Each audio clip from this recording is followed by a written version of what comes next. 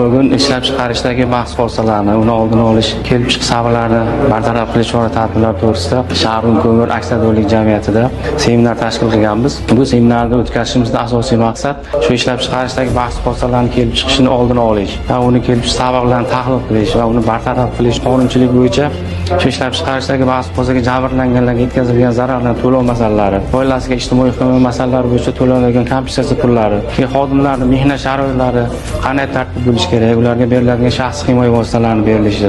Ushbu masalalarni hozirgi kunda yig'ilish qatnashchilariga tushuntirilyapti. Bizning Shahrun ko'mir aksiyadorlik jamiyati ish xodimlari uchun mehnat muhofazasi bo'yicha yaratilgan sharoitlar juda yaxshi hozirda. Misol tariqasida ish xodimlariga har yili mehnat ta'tillariga chiqqanida sanatoriyaga yo'llanma beramiz. Bundan tashqari maxsus ishchi kiyimlar bilan ta'minlangan, sut va sutga tenglashtirilgan mahsulotlar bilan ta'minlangan sayohatlar uyushtiramiz. Bular hammasi albatta shu Shahrun ko'mir aksiyadorlik jamiyati ishchi xodimlarini yaxshi mehnat sharoitida faoliyat olib borishlari uchun shu sharoitlar yaratilgan. Mana hozir ishlab chiqarish jarayonini kuzatdik.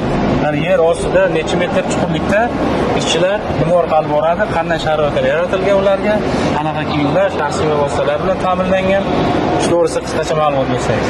Hozirgi kunda ishchi xodimlarimizga mehnat muhofazasi holatini yaxshilash maqsadida elektrovozlar tashkil etilgan. Elektrovozlar har bitta vagonda 4 tadan ishchi xodimlarni oladi va ish joylarigacha yetkazib olib boradi manzilga. Undan tashqari shaxsiy himoya vositalari, ya'ni maxsus kiyimlar, maxsus bosh kiyimlar, maxsus oyoq kiyimlar, yorituvchi vositalar, o'z-o'zini qutqaruvchi vositalar bilan ta'minlangan. Bu degani Shahrun ko'mir aksiyadorlik jamiyati hamda xitoylik hamkorlarimiz bilan birgalikda hisoblaganda 800 dan oshiq ishchi xodimlarimiz mehnat muhofazasi holatini yaxshilash maqsadida ularga ish sharoitlari yaratib berilgan.